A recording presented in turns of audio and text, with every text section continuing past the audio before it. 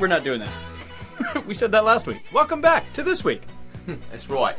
We would like to welcome you back to the podcast of the Cinema Sluts with the Cinema Triforce.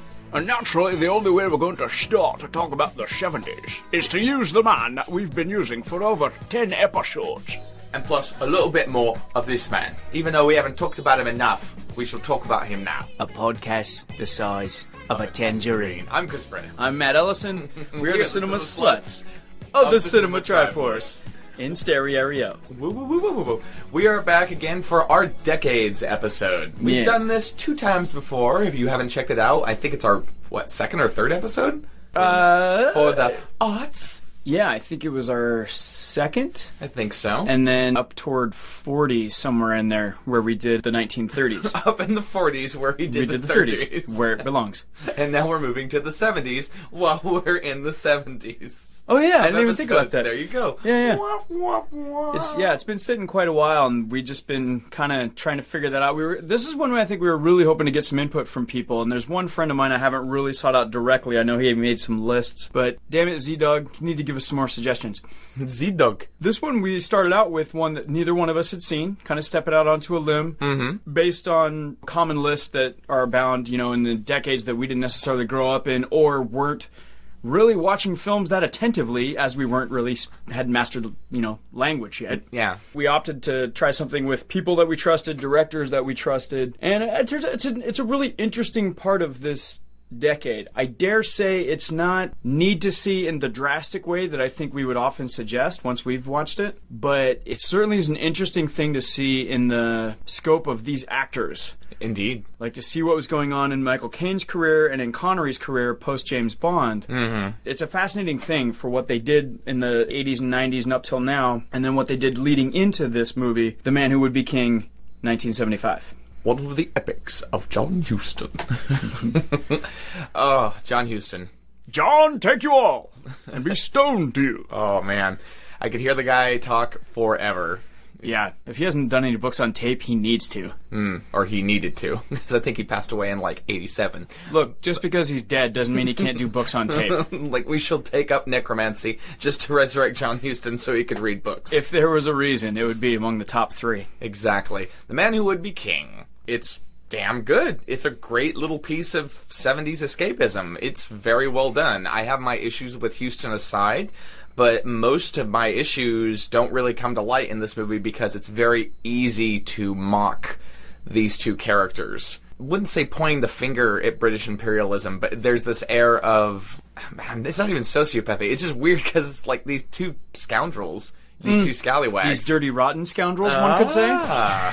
Taking advantage of everybody they can, but it has this kind of noble air to them, which I think Kipling was trying to point out that Britain's kind of like this, where it's like, yeah, you kind of have good intentions, but not really. You consider yourself higher than mighty. What's going on? There's a lot of undertones in this. I don't think it's glamorizing anything in particular, though very attentive, I think, to the culture that it's referring to, which is not even a country that people think of necessarily, but the attention that it pays to Central Asian nomadic / tribals things. Yeah, just countries that are totally foreign to the West, and particularly at this point, where only so many people were traveled, and even now, a lot of people have never left the United States. Oh yeah. As I watched this open, I was totally thinking we now take you back to Casablanca, already in progress. Strangely enough, this actually is filmed in Morocco, Northern Africa, but made to be, somewhere near Afghanistan, northwest of India, and places like that. So you've got, as Chris was saying, the definite colonial angle, and it's all these British territories. And these two guys, nutshell, just deciding they're going to up and go rule a country as sort of the ultimate... Warlords? The ultimate... Warlord! Your first sandwich?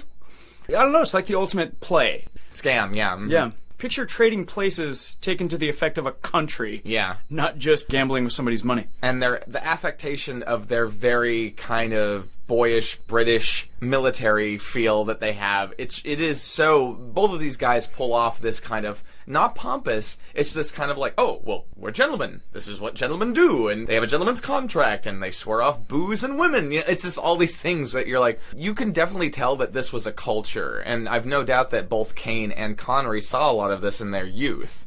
And we're just sort of like, oh, this is a great moment. We could totally, not necessarily mock, but the way that we around the house will repeat, because we're from America, and the thing that we mock a lot of times is kind of like that cowboy thing, or, or America, they took our job, that kind of thing. I imagine that part of that was inherent in this. Not to say that they didn't respect it, but when they come in and they're doing the whole military salute thing, a lot of people now are like, God, that's weird. You're like, that's British. Like, that's British military. And yet they're really not respectful in a lot of ways. They're mocking while being formal. It's a very neat trick to pull off. They're very much scoundrels and cads, but they're very, very likable. Like, through the entire movie, even there are certain parts of this movie where I'm like, God, these guys are... This is not a good thing, like what they're doing, but you can't help but like them. Yeah, it's crazy. You've got Connery coming out of nearly a decade of being James Bond, 62 through 71. And then this is kind of a different approach to, I think, the type of character that people associated him with. Oh, easily. In the 60s. And Michael Caine, this is coming out of him doing, like, Get Carter, the Italian Job, where he's kind of, he's the criminal element. So it's not necessarily out of place, except in this case, now it's somebody on the upper crust, former British gentry, who's now like a rich scoundrel that just taking people's stuff isn't enough. And he was also kind of a sex symbol in the late 60s, so, bringing him down a little bit to this character that, may or may not have these kind of conniving intentions, where you're like, wait, what?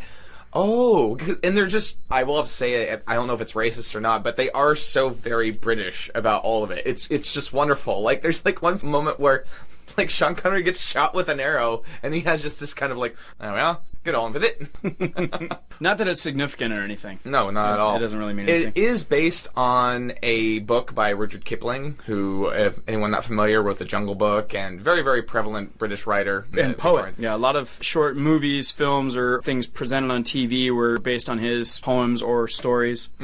Some great fleshing out of his writing that happens through having Michael Caine narrate the story, and it's really nice to hear some of that in a way that I think it's hard to pull off through the dialogue. Sometimes you kind of have to have that third party, and it's nice to have that presented the way it is. It's like a story. Yeah, it's like the author is reading, in a sense.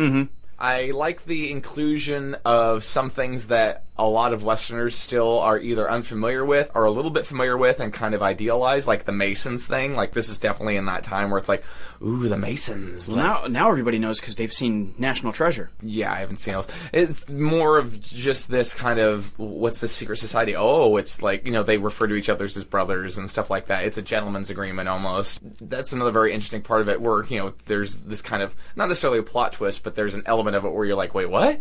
Well, okay, at the time, in, like, the age of In Search Of, and, like, conspiracy theories and stuff, I could definitely see a lot of people latching onto this aspect of the storyline. Well, and what's nice about it is that it's not really addressed very directly. It just kind of is there, and no one ever really answers to it directly. There's a real interesting part about the 60s and the 70s, and I think this sort of embodies that in a certain way. They were willing to have not successful stories. I think the optimism of the 50s led to, I think, in the 60s and 70s, the sort of push to have even really enjoyable or happy, strange stories didn't necessarily end happily. 70s is the decade of, like, downer. It's a downer decade. Really weird how stuff that's even lighthearted, like, when did Butch Cassidy, when was that? It's late 60s, early 70s. Yeah, I was thinking 68 or something like that. Not typical in the way things go down on the whole, the way that's presented, and I think this is another one where you're kind of like, huh, wow. Okay. Yeah. It brings some uncertainty where if you've seen enough films in that era, this is definitely a chapter in that, having that not absolute joy, like, oh, it's going to be so great and everything's going to work out, it's going to be fun and frolicking. It's most definitely not that. Because John Huston is not that kind of director. If anyone's not familiar with John Huston, besides from the Hobbit cartoon... How I came to know him. The guy hung around with people like Humphrey Bogart, Ernest Hemingway, Burt Lancaster. I mean, the guy, known for being married, I think, 6 times, like crazy, womanizing, hard-drinking, hard-smoking, jumping all around the world, like, we're gonna go make a movie, like that kind of guy. Now, was he womanizing, or was he just married a bunch of times? No, he was a womanizer. Oh, okay. Because, like, James Cameron's married a bunch of times, but I don't know if it's infidelity. I think, it's more of the, just like, the guy lived life for the fullest. Apparently, he loathed Hollywood. He couldn't stand the idea of, like, people who were in the industry who didn't live it. And so he spent as little time as he did there. He was just more like, what can we do next? Like, that's why Kipling was such a big hero of his, because it's all about adventure, and Yet there's an irreverence and a distaste for the culture in which you grow up in. just a bit. Yep. Maltese Falcon was his first film, and God, it's unbelievable how strong that movie is. And I've still never seen The Treasure of Sierra Madre, but I mean, a lot of huge films. African Queen were Houston's, and pretty wicked, and also a good actor. People know him from Chinatown, which neither Chris and I are real, Yeah, we didn't choose Chinatown just because I feel it's a little overrated, quite honestly. Granted, we did choose two other films. The two films we're going to be talking about later are held in high regard, but we feel them pertinent to modern-day stuff, and plus, a lot of people, surprisingly enough, haven't seen the two. And this is probably the one that almost no one's seen. John Huston co-wrote the screenplay adapted from Kipling. Gladys Hill was the other one, and this was the third time she'd collaborated with Huston on adapting the screenplay. She had been his assistant for most of his directing career, and then this is one of three that she actually helped him write. Some of the other cast members, the guy you've got is their kind of the translator, the assistant, Saeed Jaffrey. I've seen him all over the place because he's that dude. Like, I recognize him, I'm like, wait, what? Where do I know him from? Mostly he's done Indian films since then and a little bit prior, but Gandhi was the other big one that I think that a lot of people would maybe know him from. And then you've got Christopher Plummer. Yeah! Who, unfortunately, the only time we've talked about him is in episode 62 dun, dun, dun, dun. with Dragnet. Christopher Plummer's awesome, and he just finally won an Oscar, thank God. Because, yeah, everyone knows him from The Sound of Music. Like, that's the first real big thing that he was in. And he's been going all through the decades yet again. Yeah, he's been in almost 200 roles. What a guy. He's also in video games. This was, yeah. He's in Skyrim with Max von Sydow. Around this and a little before, I think, Return of the Pink Panther. He's never really had a huge role. Dragnet was probably one of the larger ones, and even that, it's... Well, in Star Trek 6, he's the main bad guy. Oh, that's true. And he's amazing in that. And he's also Harald Wagner in the American version of The Girl with the Dragon Tattoo. But I mean, how much screen time does he have in that? A decent amount. Oh, okay. Because that's, I just feel like he's always the guy who's there, but he's only there for so long. He's a great actor, and I mean, he kind of fills out this trilogy of these three men who came out of theater stuff, and that was also, I think, the way of the 50s and the 60s, that you had television presentations of stage plays. That was sort of the medium of legitimate film. Yeah. In a lot of ways, because there just wasn't, the writing was kind of weird. All the strength was really in stage writing or playwriting. God. But it could have been so bad. But the nice thing about it was, I think this is that era where it's kind of the middle ground. You've got that acceptance of drama in film, that it doesn't just have to be ridiculous, and it doesn't just have to be a romance story. There could always be some in between, and I think this one is sort of like that. It's a lesser Lawrence of Arabia, feeding on a culture. It's feeding on these two men who maybe have subversive ideas, but then end up being embraced into something else that they don't even expect to fall into. Exactly. The change of self in actually encountering the environment that you don't anticipate. You've also got Mrs. Kane, Shakira Kane, who plays one of the few females that turns up in the movie. Apparently the story with Michael Caine meeting her, he sought her out after a Maxwell House commercial in 73. Interesting. This was, I think, the last acting role that she had. She had maybe 5 or 6. Didn't do a lot. The part hadn't been cast. They were having cast dinner, and they brought that up, and Michael was like, hey, she should do it. And Houston was like, okay, fine. She certainly fits the mold. I mean, she looks like she's from there. And that's true. The parts of women in this movie are, like, pretty much non-existent. So it's definitely a boys' movie. I mean, but it's also not even, like, that much in sort of like, ooh, look at the girl with the boobs and the buns. That's a very, very small aspect of it, too. There's, like, a temptation scene, but then it's played on very humorously. Yeah, it's nice. It's kind of a human story, I think, and that this should appeal to everyone despite the lack of women in it. I think you have to kind of sit down to watch this movie waiting to be pissed if the count isn't right between men and women, which honestly just isn't going to be that way in every story you tell. Well, it just can't. I mean, I also don't think, like, I'm not going to hold it against someone if they can't relate to this because they don't see a person that is their gender that then they can identify with. Sadly, it has very little to do with women, except in the cases where they're brought about. Or their property. Like, they're talking about at one part where you're like, oh, man, oh, well, well, and then it's kind of like, oh, savages. You know, there's this little Right. part to them. That's exactly the world that they are in. And, you know, in a lot of ways, some of those things still exist in certain parts of the world. Oh, indeed. I think it's unapologetic in having it that way, and it is very male-centered, but it's also the world that these characters live in. This film does a very good job highlighting this 20th century idealization of the world that came before. And I think a lot of that is inherent in a lot of British culture. This kind of, remember how noble we used to be, and it's putting the past up on a pedestal, which it's not that you, like, shouldn't do that, but it borders on being kind of, like, funny, where you're like, are we doing this reverently, or is it doing it tongue-in-cheek, or is it both? And I feel that a lot of films nowadays have become much more serious. Not that films weren't serious then, but I think Hollywood has kind of lost that because the presence of ambiguity in this film, and how you're like, I wonder what that, you know, there's no, like, this is what this means.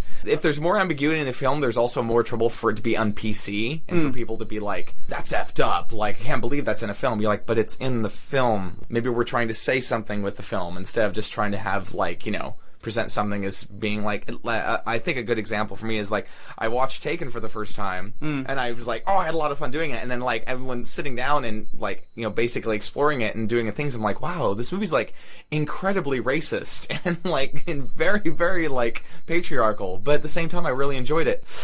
Can I divorce myself from my enjoyment of, you know, Liam Neeson punching everyone in the face? And with this film, I think, is able to tout that line, and I think a lot of films can't do anymore. And I don't know if it's Houston or the era.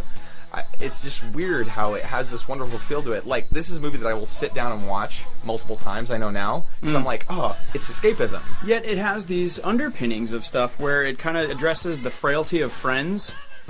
In the way the relationship is altering over the course of events for what they set out to do. And how people change. How it ends up happening, you know, like the luck that befalls one person versus the other. Yeah. And what that does to the dynamic when the other person's doing better. I've witnessed this kind of happen with acting couples, where one person's getting roles and the other one isn't.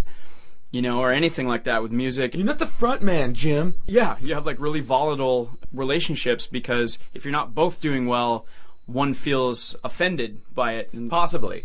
And then it's not absolute, but it's the trend that often happens. And I like how in this one, that's still present, but you can still tell, like, there's certain moments where it's kind of not necessarily washed away, but they're like, oh, I'm being silly. Like, I really do like that. I think if it were modern day, if they were to make this, they're like, no, yeah, there needs to be more volatility between their friendship. Like, there needs to be planets exploding if they aren't friends. You're and he needs to have the moment where he's going to betray his friend, and he's going to have, like, Brutus guys in the back and all this stuff. It's going to be, sinister and dangerous. No. Yeah. We still love modern movies. We're just kind of trashing on them right now. I often come back to talking about simplicity, and this one isn't simple. It's not, you know, like those mile markers we were talking about with Godfather last week. I think they don't take a lot of steps to come to the audience. They make the audience kind of come to them, and not just the friendship, but even the minds of either the individuals. How they affect the people that they encounter, and then similarly how those people affect them, to where all of a sudden they start taking on these mantles for things that they were just kind of joking about in the beginning, and now it's serious. And now it's like, oh my. I also want to give a big shout out to, this is still one of those last movies where it's all practical in this, where it's like, well, we need 1,000 people. Well, we'll get 1,000 people, you know? It's just like, well, there we are. The return of Maurice Jarre for us doing the music, it's really nice the way he does. I think there's a lot of local instrumentation and style implemented in this, which he's often pretty good for. We talked about him in episode 11 with School Ties. We talked about him in episode 74. Yep, and we'll talk about him again when we do Dead Poets Society. Ghost, that's what we talked about him for. Indeed. He also did The Message, I think, shortly after this with Anthony Quinn about the story of Muhammad. Great movie, and another one of those big, like, epic films. Yeah, he's just really good for that, and I think it's a nice compliment to it not being too big, not being too small, with the exception of maybe the marching theme, like that 50s through 70s marching thing, like Bridge Over the River Kwai kind of stuff, where there's always something big and booming, and people are walking and building things. I think he did the Bridge Over the River Kwai. I think he did A Bridge Too Far. I'm not sure if he did. I also did Lawrence of Arabia. He did stuff with bridges. Really awesome, dude. Great composer. Wonderfully composed movie. I really enjoyed it, especially for having never seen it and being a little like, you know what, we're gonna go on faith. We're gonna have faith in our fellow critics. And the Connery. Wow, Sean Connery can sing great. He has a wonderful voice. Like, has this wonderful, like, oh, that's my grandpa singing in the shower. He is. And I think this is hands down one of my favorite roles for him. I really like him. I like this character. And then doing more research, finding out that this is his favorite role that he's ever played. Not to forget the Kane. Oh, Kane Mutiny. I love Michael Caine. Good night, you princes of Sea Lab. You kings of the ocean. This movie has a very different tone than our next two movies because it's probably the most adventurous, hands down. Well, of course. But also, it's like the last dying breath of the 60s and 50s epics. Like, you don't really see this a whole lot anymore. It's changed. It's very different. This movie, because it's by John Huston, and it's one of the last movies that he did, it carries a big stamp of that era. Like, the way certain angles are shot, the way it's like, there's one where I'm like, wow, that's kind of ballsy for him to do it, where the camera is panning all the way down, and it goes to, like, people level, and it's at the temple, and it goes back up along the same way. Like, there's no cut. Where I was like, wow, that's kind of ballsy, just to be like, yeah, you know what we just did? We're gonna reverse it. Like, we're like, well, okay, you know? In a little moment, just, like, showing the priest siding with the statue, with the god. Dun, dun, dun. It was kind of but without that hit. You know, it was just there. And you could catch it or not catch it, but it was like, ha-ha, I see what they're doing. Without the... Oh, he's not a god! Ah! Well, should we get out of Afghanistan? Mr. Afghanistan. Mr. McManus. Let's get into clockwork. Oh, yes, let us go to England. This is a very good idea. Man, we're just going all over the place with directors. We will feast on oranges. Take us back to the Godfather, Mr. McManus. You know, it's a fascinating story, Chris. You know what this would make good? TV. It would make good TV. Good television. You know why? Because she got a great ass. Wait, no, that's last week's. Never mind. Right. We got our heads all the way up it. Sort of. 1976 Network.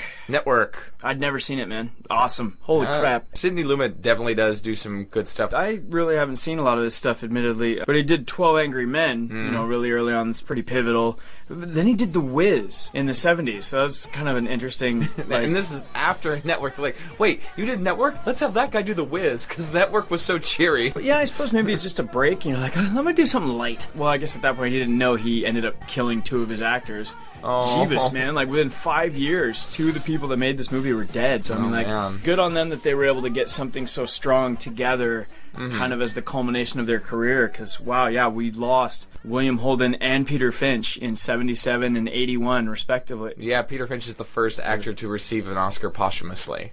Lumet also, for people that maybe don't watch as many older movies before, The Devil Knows You're Dead is actually his as well. Oh, I've never seen that one. It's good. It's not impacting in the same way that this is, but it's a really good movie. A lot of good performances from everybody in that. And I think I got those backwards. Holden died in 81, and Finch, I think, died in 77, just after this. Faye Dunaway, I think, is listed first on this number of times, which is kind of awesome, and she is definitely a really potent force in the scheme of this story. I almost would say she's a force of nature, but since she's really kind of... anti-nature? Yeah, she's not even the Destructor. It's not even that. She's just... They talk about it. Holden's character talks about it later, but... She's a force of the machine, really. Yeah, she does an amazing job, too. Just how, like, wow, she's really intense. But, whoa. I mean, when I first watched this, the biggest discussion that was brought up, that was most volatile in the classroom, was that every guy hated her. They're like, well, that's how it most seemed like. They're like, God, she never shut up, and blah, blah, blah, blah. And our teacher was like, well...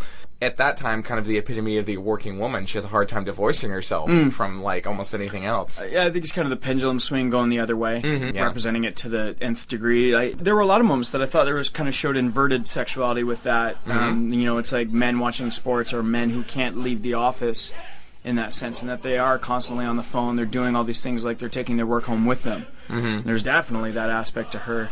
I think this is kind of the other reason why we had to go away from Chinatown, because she's in that as well. Yeah. But yeah, she's good in that. And of course, you know, we kept waiting for a monkey to come in and take her up in the air. Bonnie and Clyde, and something that Richard had mentioned a long time ago, and I think we'll eventually get back around to that. So hang on, Rich, we'll get to you. Albino Alligator is another one that more recently maybe people have seen. She plays a part in. Holden, I don't think I've seen him in anything else. I've never seen The Wild Bunch. He was in the Towering Inferno! He was a big Western guy. Towering Inferno, I think that was the one about Studio 54 burning up, wasn't it? No, it most definitely was not. No? Disco? Inferno.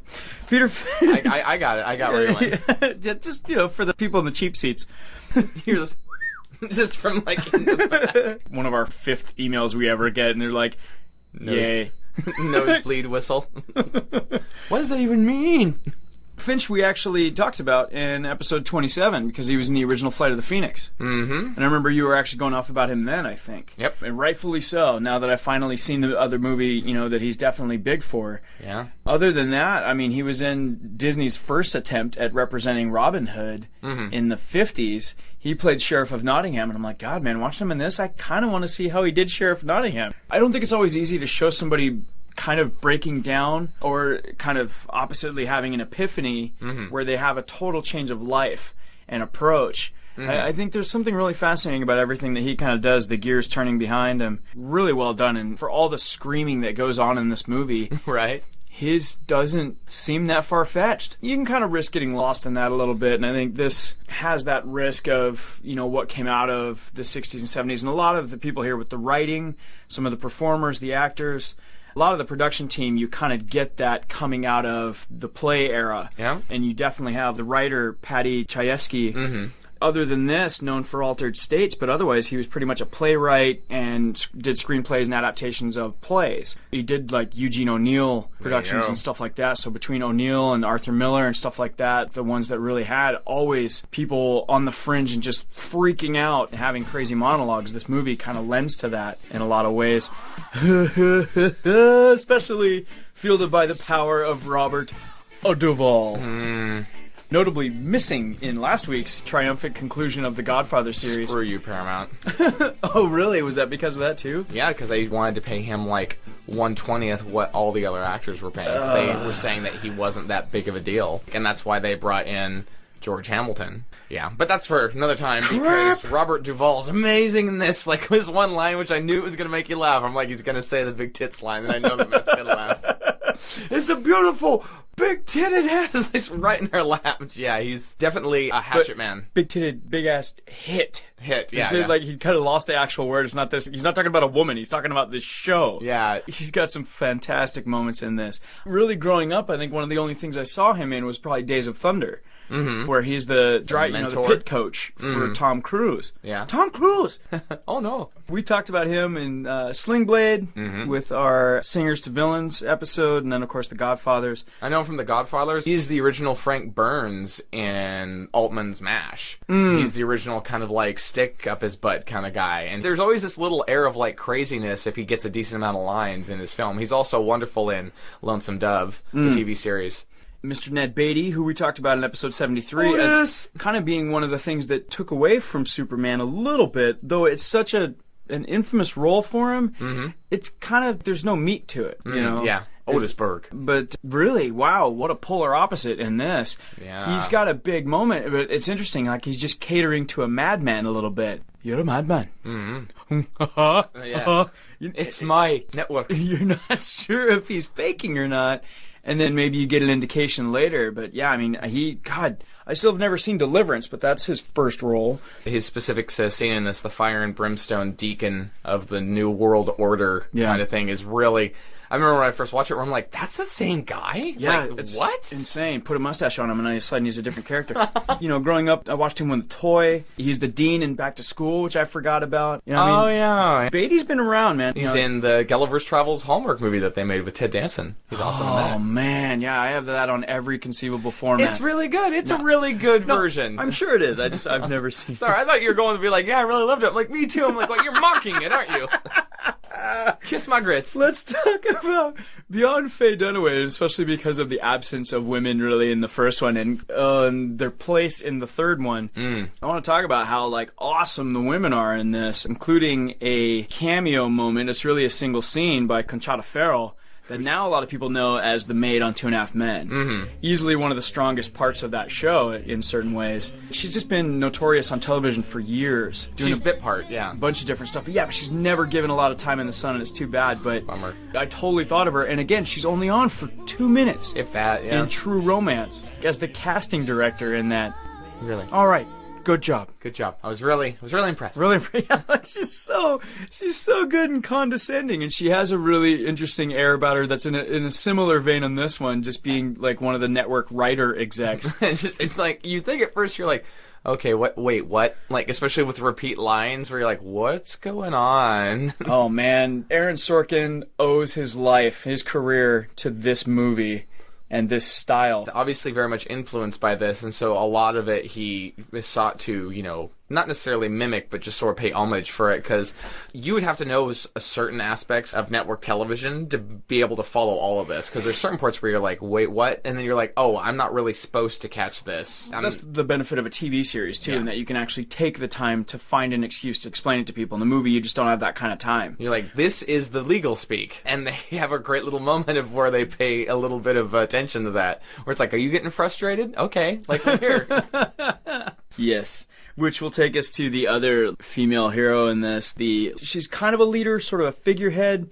She's the public face of the resistance, in the 70s and the anti-establishment movement, but she's doing some legitimate stuff, and she has the scruples to say, these people are too extreme. I don't want to be affiliated with them. They're not legitimate. They are not us. That gets into the whole play of this that we'll eventually get to here in a second, as soon as we finish saying. Marlene Warfield, that plays that character, is only really in The Great White Hope with James Earl Jones and like just under 30 other things. Wow. I don't know her for anything else. She's primarily a stage actor and did a lot of plays with James Earl Jones. Won some stage awards and NAACP awards. She's really, really good. Again, another... You wouldn't think she isn't in a lot of movies or TV to watch her in this. And I guess in certain ways you could kind of see that she comes from stage. She fits right in with everybody else. That power behind it. Yeah. The music is the greatest part of this because it's just not there. Oh, yeah. Elliot Lawrence that wrote the additional music for this.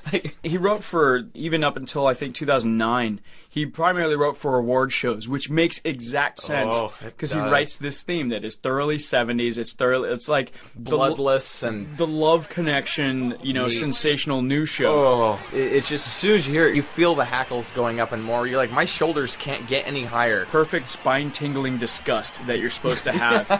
And everything else, even in moments where they start referring, it becomes kind of meta, and they're saying that this is like TV, what we're doing right now, and this is where the music swells. But it never does. It never swelled, yeah. I don't think there are any hits. I never noticed music outside of that theme for the show. I never heard anything. And hats off to them. That's a ballsy move. Very rarely do you get that. So I was really impressed with this for that alone, because it is enough in the writing and the performances to just propel the four story. It was like a stage play. So now the biggest discussion point when it comes to network, and it's very, very contentious, I'm saying it every time, is network satire or is it realism?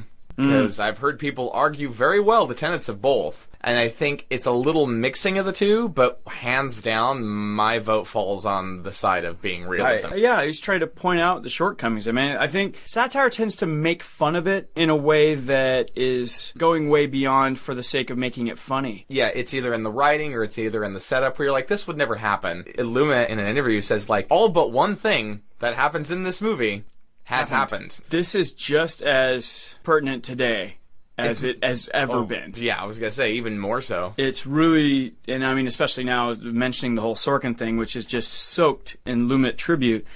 Now he's got the show Newsroom, which definitely draws from this a little bit. It's really impressive. This goes the other way, I think, beyond satire, in that it is pointing things out. It's going to an extreme. To the extreme, I rock a mic like a vandal, light up a stage and wax a chump like a candle. To point, I think, for the potentiality of how bad it can get. And it is. And in certain ways, how it does get. Not all of these things happen at one time, but each of these things happens all the time. Yeah, it's not by a big, huge swipe, it's by little. As Henry Rollins say, it's murder with just a tiny knife. Like murder in the millionth degree. The sensational terrorism thing Faye Dunaway comes out with in the very beginning and continues to press the whole time. She's trying to make it a show. It's scary and very true. It pisses me off anytime the news starts using words like massacre for 3 people dying. I'm like, okay, when you start getting into a syntactical argument about like, well, when is it really a massacre? How many people need to die? Sensationalism is sensationalism. Right, and that's exactly it. Like, it's not that there's nothing that should ever be called a massacre, No. but when you are fleshing up something that had the death of 3 people is tragic enough, but then you're going to try and instill fear in people by calling it a massacre and putting that word back there like, oh, I could get massacred today. I better not go get my cup of coffee. Or I better go get 2 cups of coffee because I might die today. It's disheartening, and this movie really is crazy the way it goes about it. Yet it has some moments of levity through these terrible situations where people are getting fired and threatened to be fired and hired back. Finch and Holden's characters, to me, as I was thinking about this watching it, they're like 2 cannonballs that just got propelled through the mast and broke the ship. And they're just joking on the way down to sink to the bottom of the ocean. Were they destroying the ship to disempower it so it doesn't do anything, or are they making way for the new world because now this ship doesn't need sails, it's going to be a motorboat and it's going to go at twice the speed? No, I don't know. I missed half of this movie really putting this metaphor together in my head. Like, let's look over and Matt's just eyes up in his head, just really like, I've got a really intricate drawing of it. I'll have to show it to you guys sometime. Come on over, I'll show you. I don't really have it.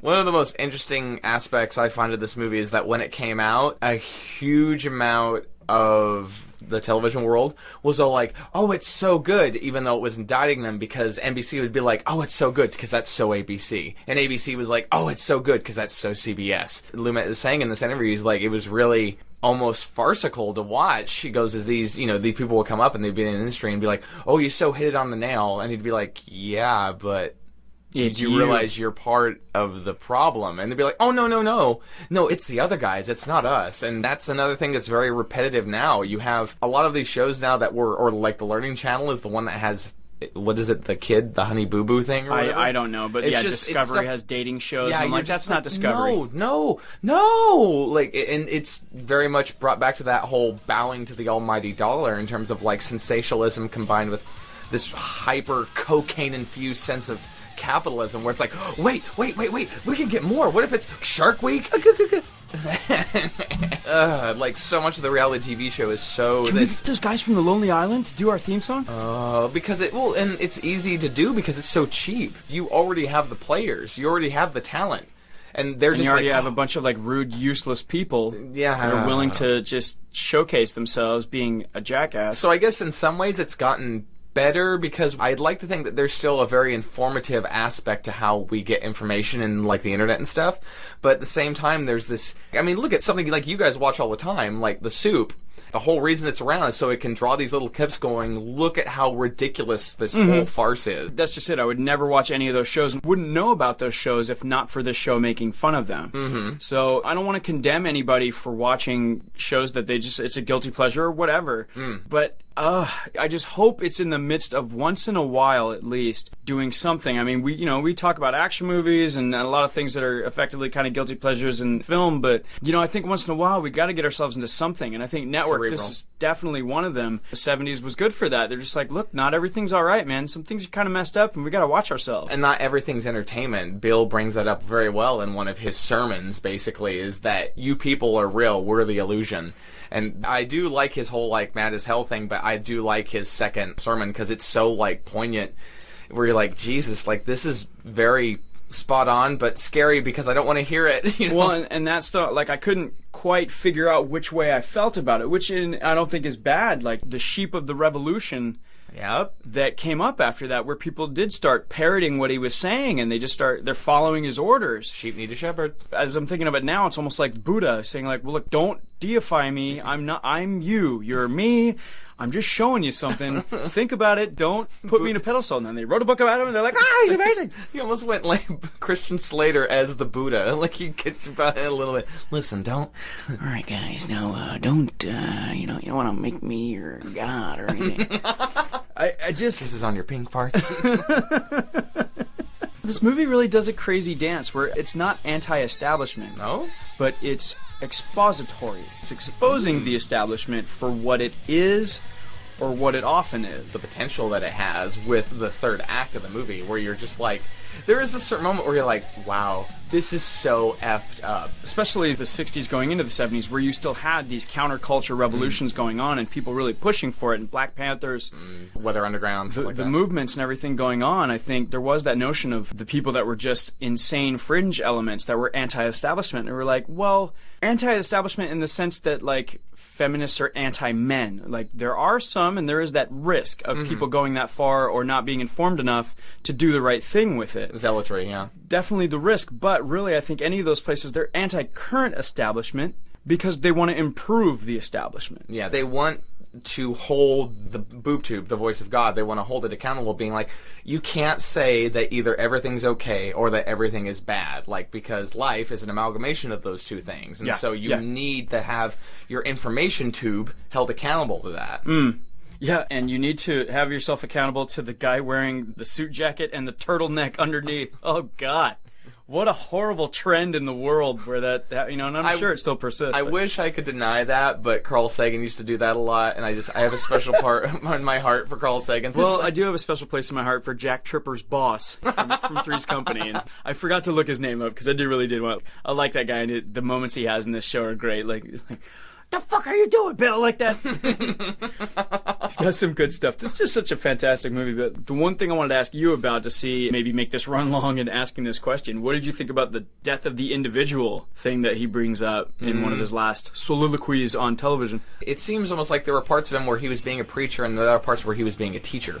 Teacher. And that was one of the parts where, and today we're going to cover whoever talks about the ego far in depth versus because I haven't taken philosophy for forever, but it seemed there were points where he understood where he was going, and so he was like, I want to bring this idea up and just see how much people are going to run with it. I'm kind of torn. Even if you think it's true, just assume it's true from there, that is dying or is now dead.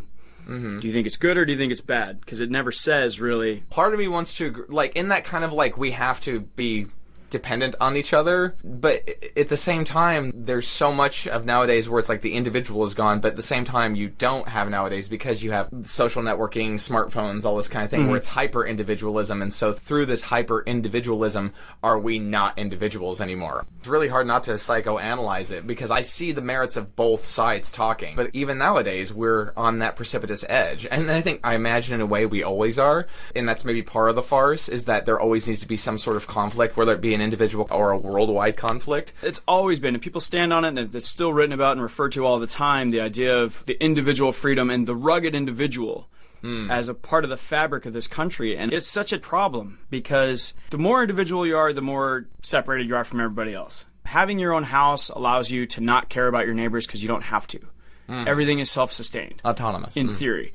But you lose that, and you don't have the interconnectivity between people, neighborhoods, communities, families, because you can move away from your family. Even in the same town, you can move away from your family. I lived, over a hill from my brother and barely saw him for a few years. And it's really terrible in that sense because you have the choice. Yeah. You can really ruin yourself because of that and the people around you. But you can also find a really great freedom in that if you don't really solidify with the people who are your blood family. There are going to be the different environments where it's going to be better or worse for you, but the same thing with having an utter communal thing. Like, you have no privacy for people that want it, so then it can ruin it for you. But there's also a web that can actually hold you up, Support network. A safety net that will allow you to actually thrive even in your lesser times or when you're not doing as well, where if you don't know your neighbors, you can't really go over like, hi, I know I never really talked to you after you showed up, but my dog died. Can I borrow $20 and go get groceries? You can't do that. But if you met with them, every week and had dinner with them and they had dinner with you and you did something that had a communal aspect, and then you're talking to them about how you can't afford to buy groceries, they might offer you money without you even asking, even if that was your intent. So there are risks and benefits on both sides. He talks about the loss of the individual, and I'm like, for my part, I don't know that it's that big of a loss because this country, especially the U.S., tries to stand here as an individual, a titan with no need for anything else, and that's BS. Admittedly, China did that for eons, and then they finally got into the game really late, and here they are with all of our debt. So who knows? Maybe it's not a bad idea to separate yourself and just do well, but you wouldn't necessarily get every individual who's living in China to say, yeah, we love it here, when we have the choice to leave. There's so many risks involved in all these, and I think it's a really awesome microcosm this movie has. Yeah, it's a great discussion stimulator. Yeah. Because people can be like, oh wow, I never thought about that before. And I'm like, I know, isn't it great? The last one I think here is almost like Fight Club, where easily misconstrued, and a lot of people really talk about the first half. They don't talk about the second half, which is kind of along the lines of where we are now. Let's go into that, I guess. Let's go ahead and delve into a little bit of the ultra-violence. Yeah, I don't think... Yeah, they're network TV, but I think really we need to just pry our eyes open and really be subjected to our last movie. Splash the milk in my face. With knives in it. Pete, anyone? It's so hard. Let's try to do the scream. The utter shriek of Malcolm McDowell. No! Shut it up! Shut it up! Finally, doing another Kubrick film. Finally, we're doing another Kubrick film. Another Kubrick film. A Kubrick film. No, because then we won't be able to record. I'll never get through it. Clockwork Orange. 1971. Oh my god. And we realized doing research for this afterwards, yeah, we easily could have done a whole episode on this film. Because it's been so talked about. There's some of those questions that come up, like if Kurt Cobain hadn't killed himself, would have they been just as infamous? Would they have faded out and nobody would have cared?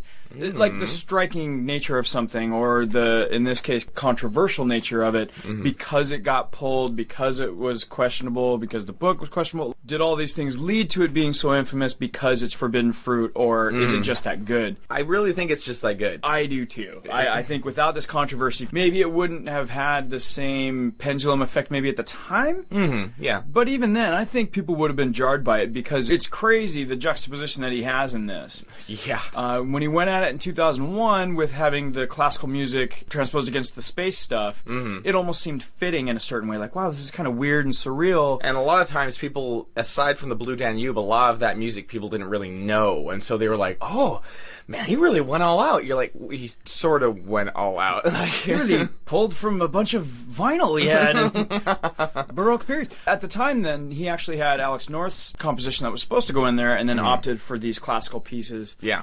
Where in this one, he takes classical pieces and intentionally adapts them in a really crazy way, by way of, at the time, Walter Carlos. The first transgendered film score. Now Wendy Carlos went through the transition, and it's funny because I was like, wow, is this Wendy's dad or Wendy's brother? Because I knew Wendy Carlos from Tron in '82. Yep. Still one of my favorite, like, most out there scores. And then I'm like, oh, well, okay. You know, once I looked later, I'm like, okay, Walter became Wendy. It's not that they're related. Both. Yes, they're a lot closer related than I thought.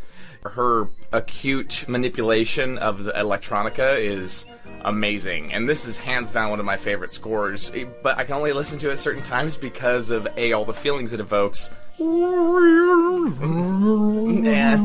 just because there's certain moments where I'm like, oh, this is like the off key of when they're doing the whole Ode to Joy part, where you're just like whoa, it's not quite stuck in the middle with you. No.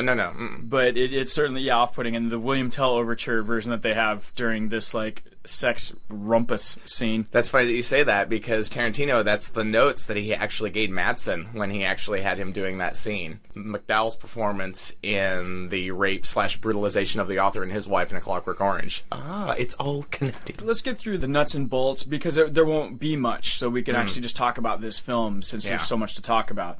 You know, you have to go to episode 32 to really hear us talk about Kubrick, because we already did at great length. It was our first devoted director tribute, so there we did Spartacus, we did Dr. Strangelove. And Full Metal Jacket. Right. Jacket, wars, and bullets and things. Whip, whiz, bang. I'll bring you back a Nazi with real hair. Don't go to war, Daddy. Boom. Okay. Somebody else commented that he's never done the same movie twice. He was kind of a chameleon as a director. Yeah. You know, McDowell, I think, was saying that this was the peak of his career.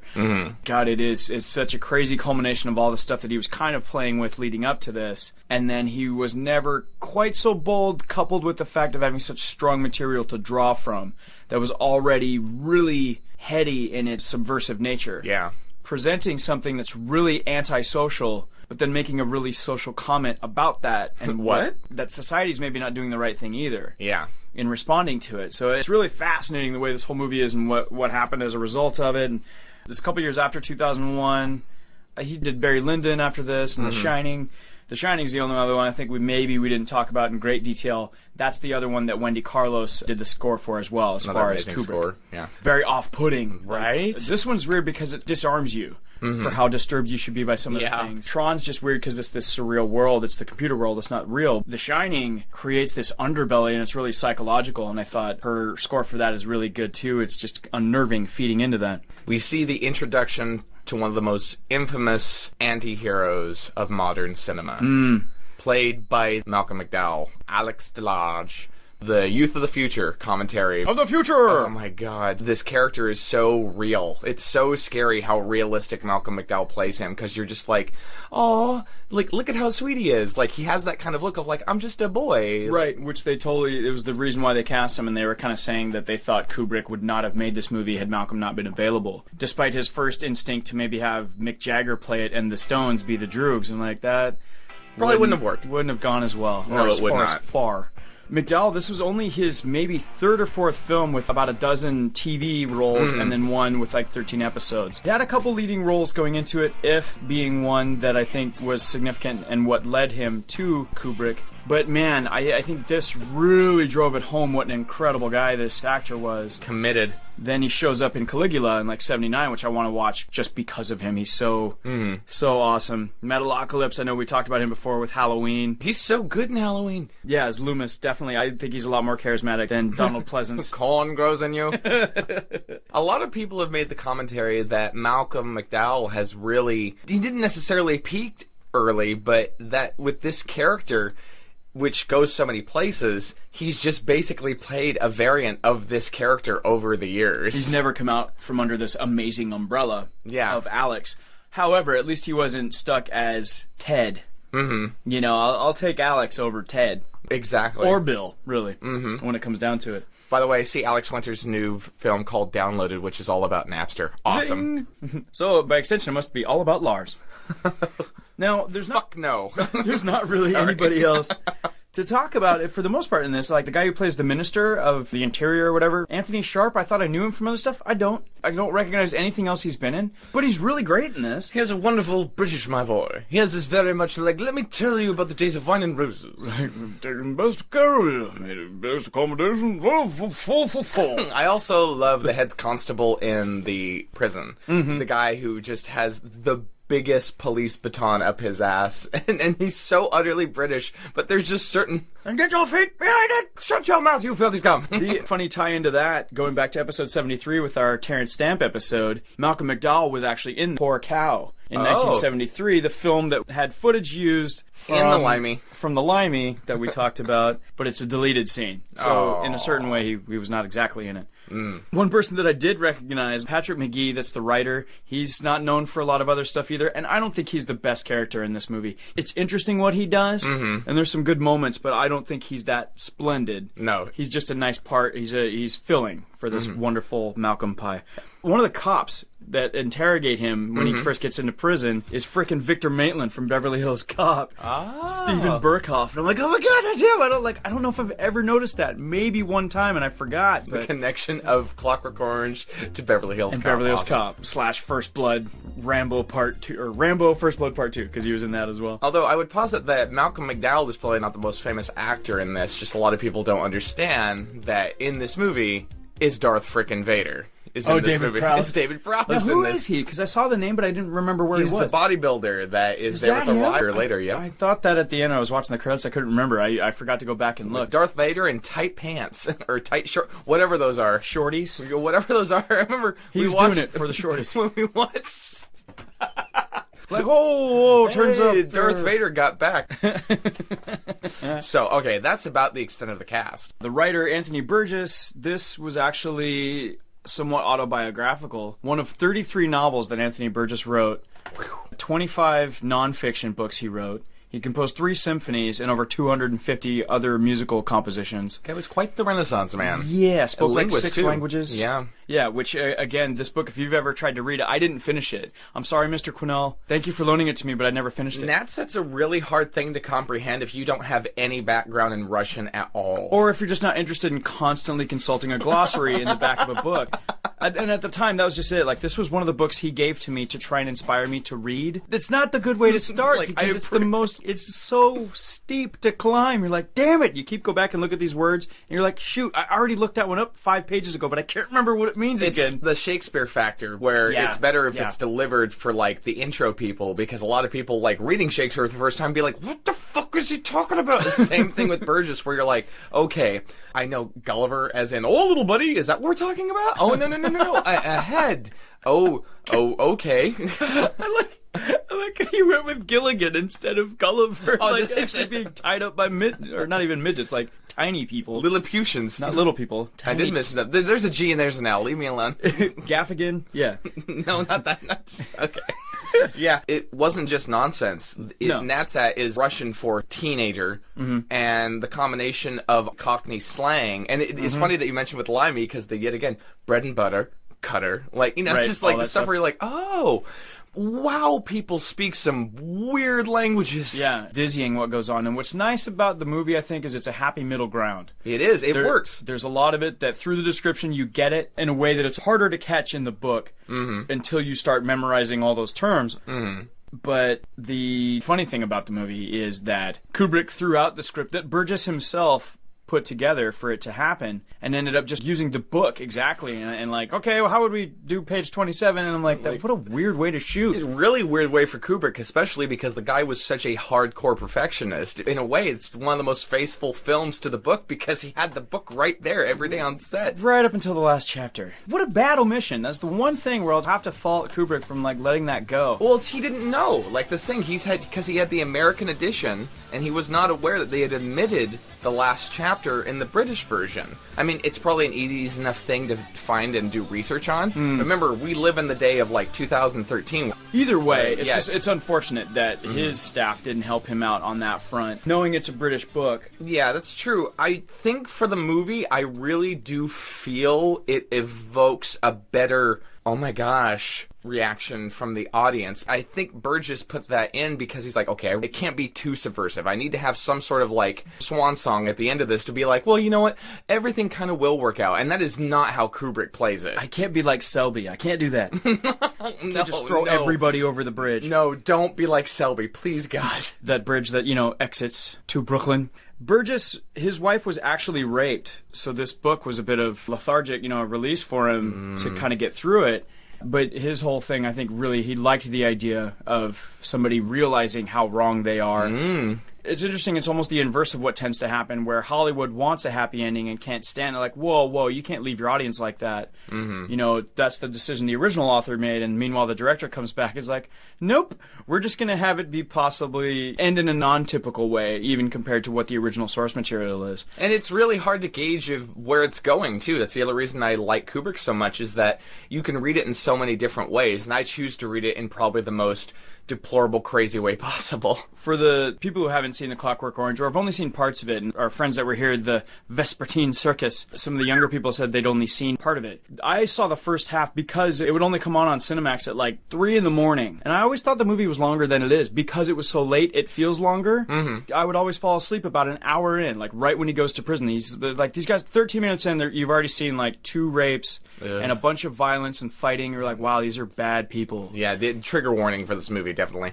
Yeah, and it's visually graphic, but juxtaposed by like classical music, and so it's not as disturbing as it might be, but it's pretty messed up. It's not the same. Disturbing in the Saw sense of the modern day, like, look at how graphic it is. I find it even more disturbing at Kubrick is like, oh, look at this beautiful kind of opera house, and here's this wonderful music, and here's the brutalization of this woman happening, where you're like, man, he knew how to manipulate an audience. The crazy thing about it, somebody mentioned that this was almost like style versus medical materialism of modern violence. Ooh. That's really well put. You can almost learn how to do these things directly from watching, CSI or something like that now. These number of shows that will actually depict things very graphically and very bloody. There's only so much blood in this, and active blood as far as seeing something happen.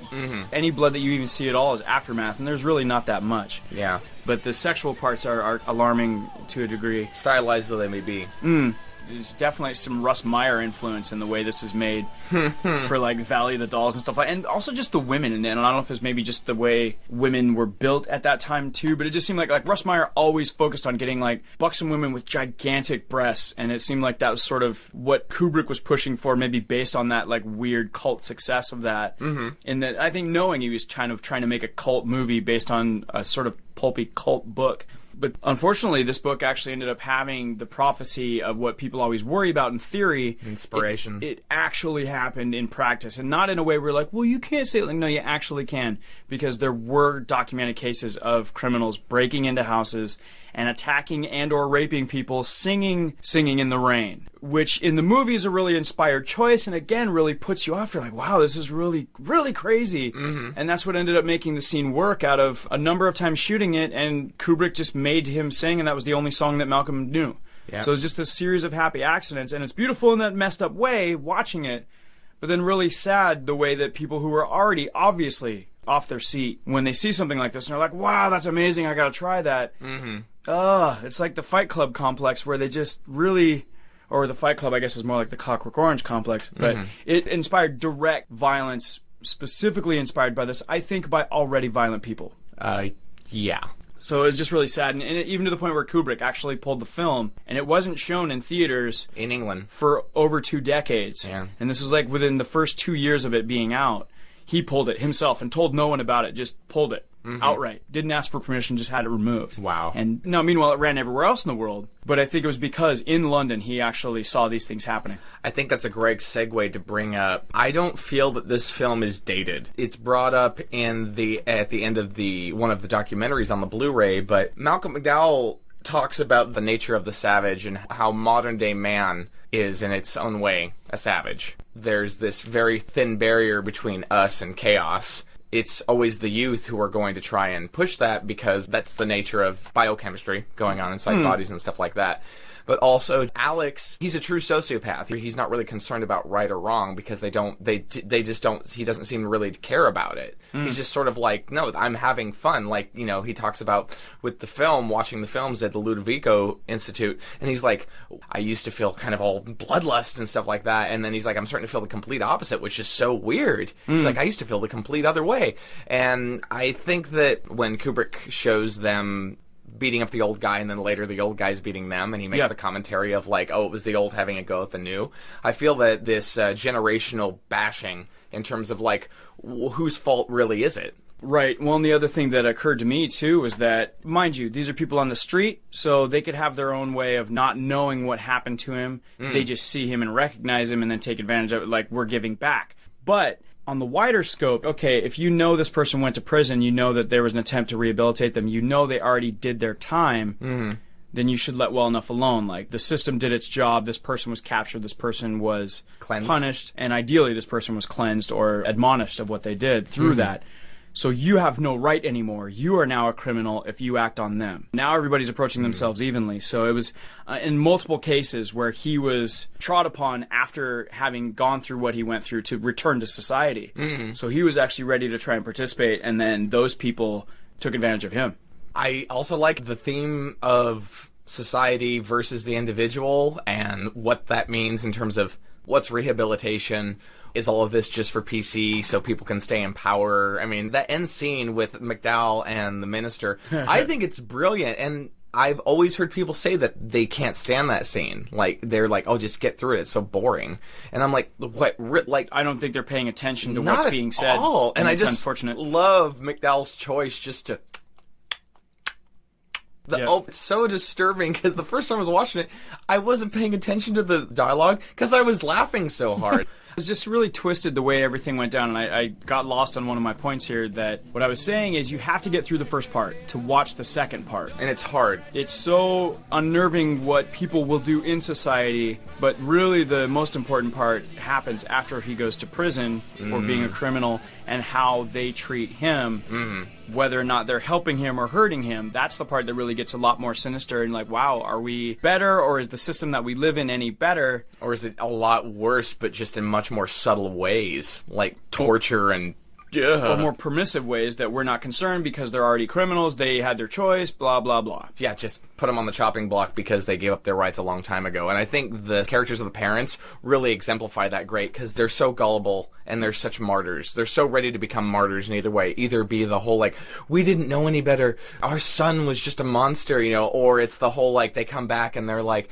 oh, we didn't know any better, like, the Sate tricked us. And I never thought about it until you brought that up. Like, I wonder where he goes at night. But that's it. They never ask him. Yeah. They just talk amongst themselves that they don't know where he goes at night. It's this whole thing where, at the time when it was released, a lot of people got on board and bashing this film. It was like, way too violent. It's a brilliant movie, but it's so violent. And why do we have to have that? And pornography. And, you know, it seemed like their approach was, if it's not in a film, then it won't be on the streets. Like, this is causing that. And again, mind you, we said in this case, it did have some influence on it, but it was in a state of affairs that was already happening. Yeah, this stuff has been happening all the time. It's just a lot of times, more often than not, artistic things like this bring to light that this shit is happening. And it's a prevalent, and it's an epidemic, both with the prevalence of rape and violence against people who can't defend themselves, more often than not. Yeah.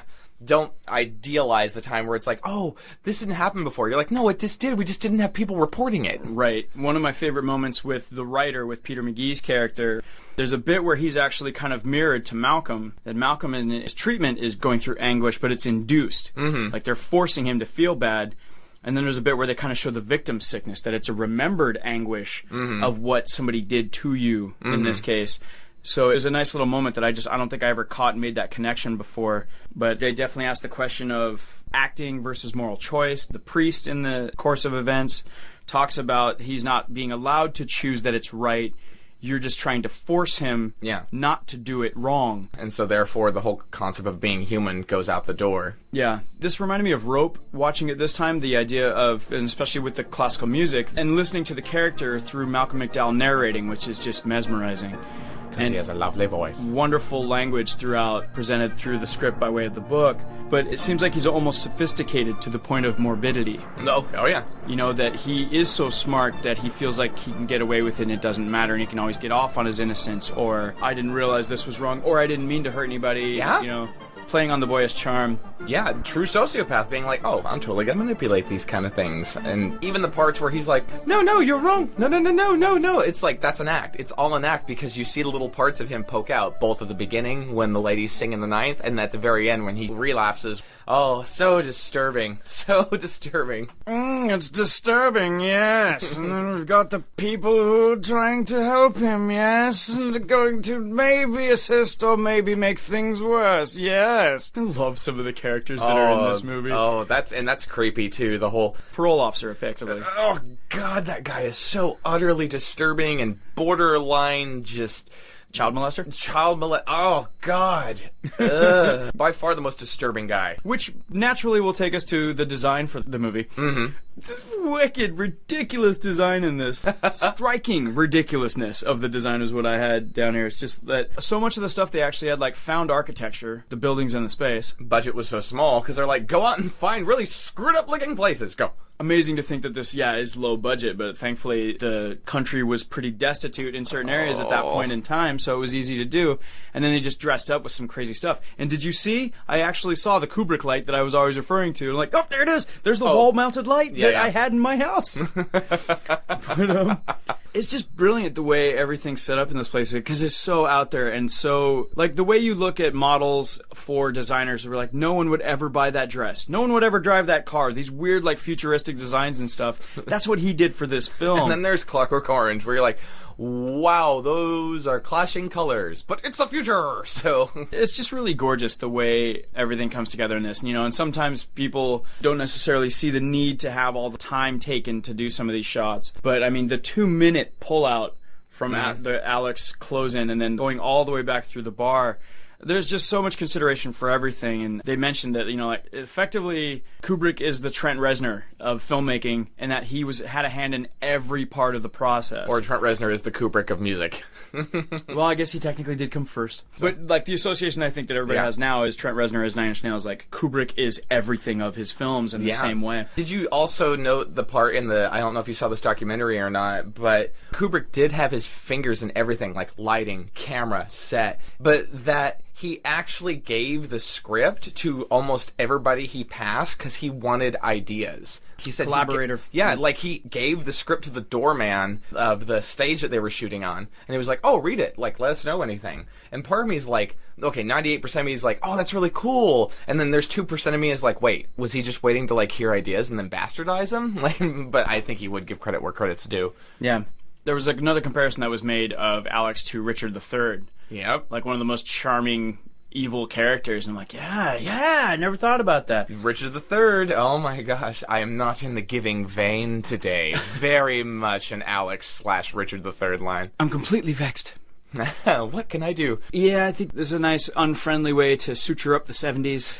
Ooh, look at you and your alliteration. It's just such a fantastic movie, and it's so out there, but you really do have to watch every minute of it. You can't just watch the first half and be put off. You have to get through it. You have to stomach it. To come out the other side and really see everything that's going on. The first one with The Man Who Would Be King is really nice for that notion of what if you actually did have some of the power you sought out. Would you become better? Would you become worse? Social commentary of Network. Yeah, and like just power play there when you're talking money versus morals. And what people perceive, the boob tube. We're the illusion. You're the real people. What do you mean, you people? What do you mean, you people? And then Clockwork Orange just being Clockwork Orange. I never thought about the idea, like a clockwork bird, an actual orange that is clockwork, it's a machine, inanimate object made animate. I'm like, oh, I never even thought about that. Like, oh, really? For some reason, I never actually thought about the title. I guess, yeah, we really went in depth about the title because, like, so many people were like, what? Yeah, it never occurred to me, and you know, like with songs and lyrics and a lot of those things, I just don't necessarily take the time until I'm made to. Yeah. This was the time where I was made to. I'm like, oh my god, I never really put that together. I'm hosting a podcast, so I better think about this. All right, well, and we people, I think, should say goodbye to you people till next time we come back with our next episode. That's right. So until next week, I'm Chris Fred. And I'm Matt Ellison. Yes. We'll be back with more, yes? It's so approaching James Mason. The demonic James Mason. I've got to go find a 17-year-old girl, yes. Oh, yeah, that's right. Oh, God. We are the Cinema Sluts. Of the Cinema Triforce. Sluts out. There was me, that is Alex, and my 3 drugs. Welly, well. Happy poly lodges, Mr. Wayne. Eggy wakes. I'm mad as hell, and I'm not going to take it anymore. Mr. Wayne. I find that I froth at the mouth, something horrid. I'll stand before the Queen, not kneeling, but standing as an equal clockwork orange. I never say that word. It's a sin! It's a sin! Not there, beauty, lovely Ludwig van! Oh, I'm sorry. You rented out your room. It's not like we can just tell Joe he has to go. He paid till next month.